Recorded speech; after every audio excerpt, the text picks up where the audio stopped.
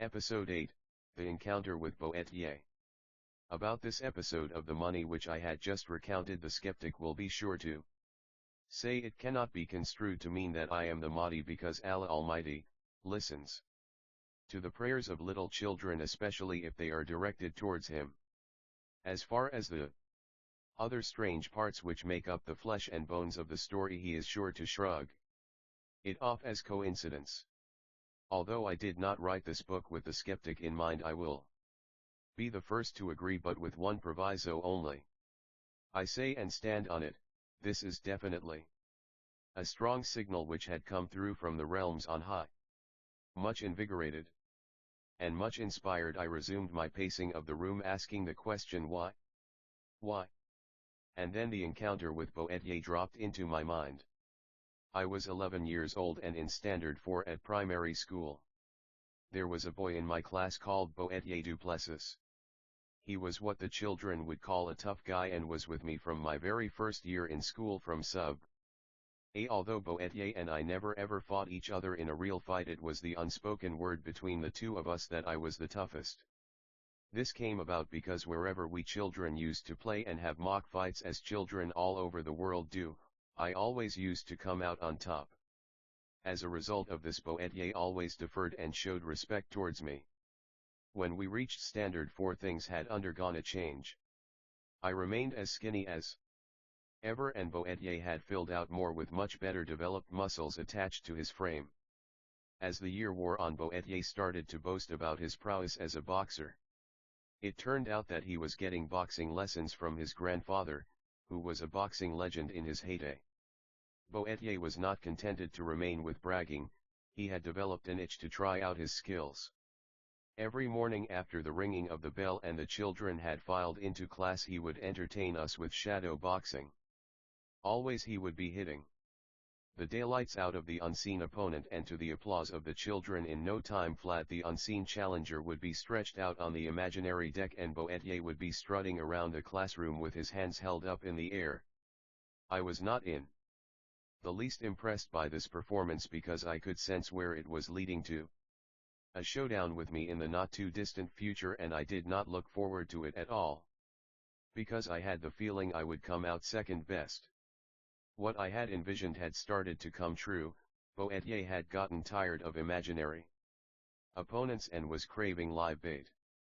One morning, all of a sudden, to the surprise of the children, he grabbed an unsuspecting and an unwilling opponent and viciously and methodically boxed him to the ground. The class was shocked into silence, and there was not a murmur out of them as Boetier strutted around the classroom. I was not in the least bit surprised nor shocked, because I had suspected it all along, and now I sensed that the rest of the boys knew that their turn was coming next, and they were not relishing it at all.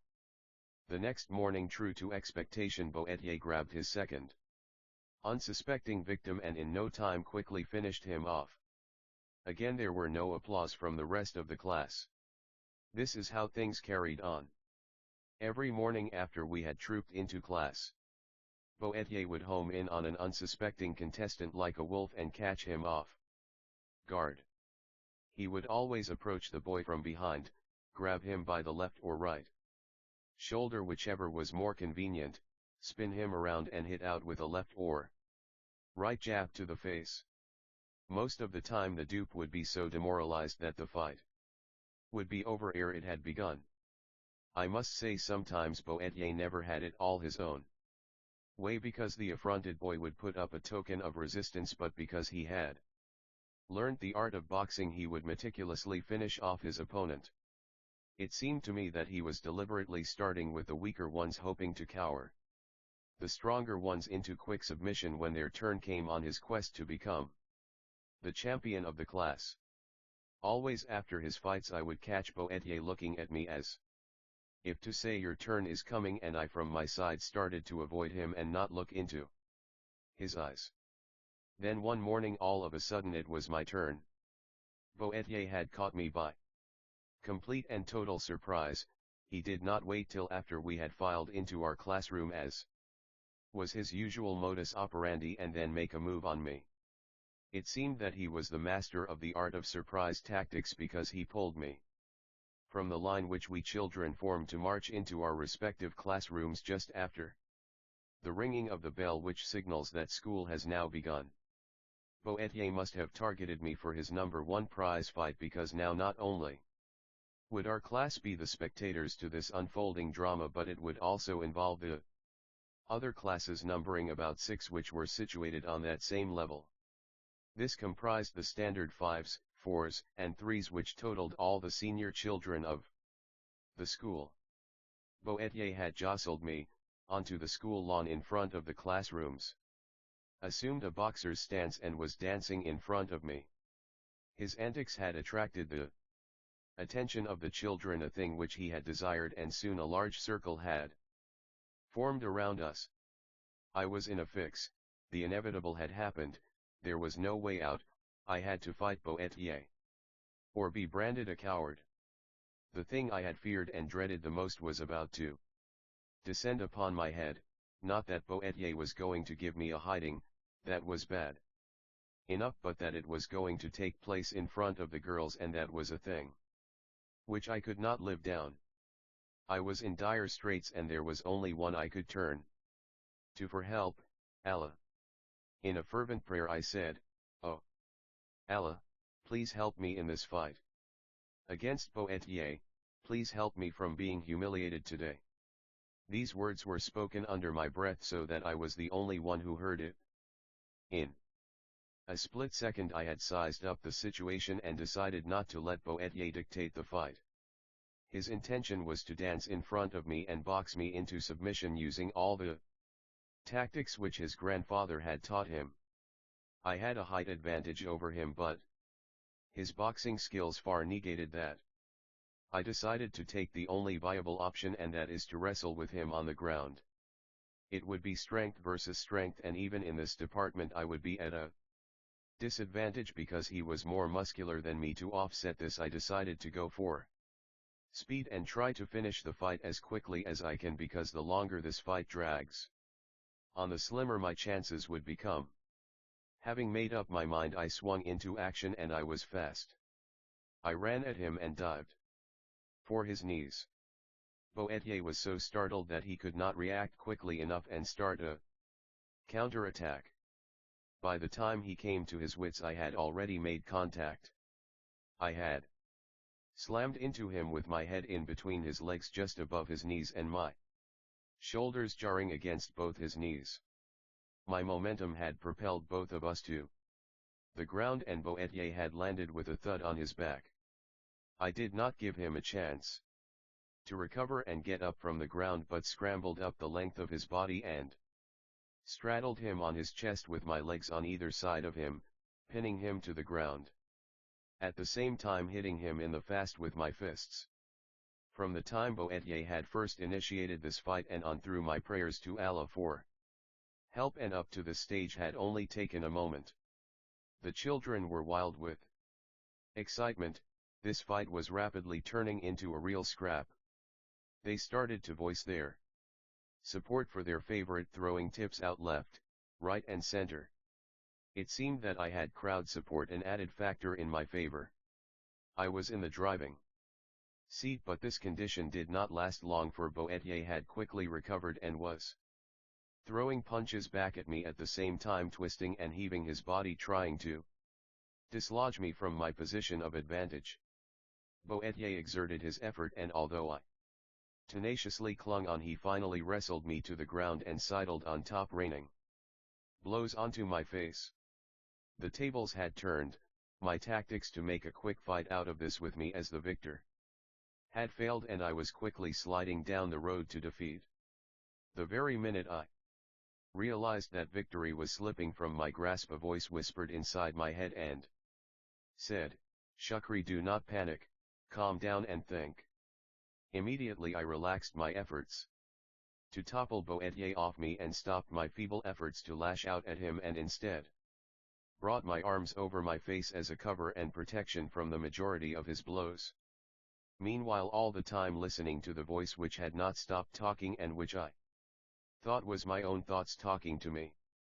The voice continued and said, grab him around the neck with your left arm/hand, at the same time make your right hand into a fist with the index finger slightly extended, and put it against his right temple. Bring his head towards your body with your left, while simultaneously pressing down onto his temple with your right fist. The commands of the voice and my will to execute it blended to work in harmonious tandem so that the command and the reaction to it was completed at one and the same time. It was done so fast that by the time Boetier reacted, his head was already about 6 inches away from my body, a position we both maintained with him resisting and I exerting. Meanwhile my right fist was relentlessly pressed against his temple. With Boetier's head kept nearly onto my chest, he was denied the chance to hit me in my face and resorted to hitting me in my upper ribs with his fists. In that few moments, Boetier made a terrible onslaught onto my ribs and punished it relentlessly with his fists, in an effort to get me to release the hold on his head and to ease the pressure from his temple. Praise be to Allah, I did not succumb and absorbed all his blows.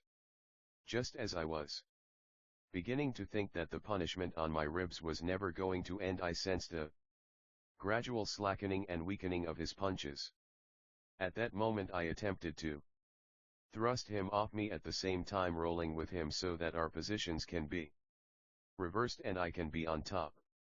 I was surprised how easy it was accomplished.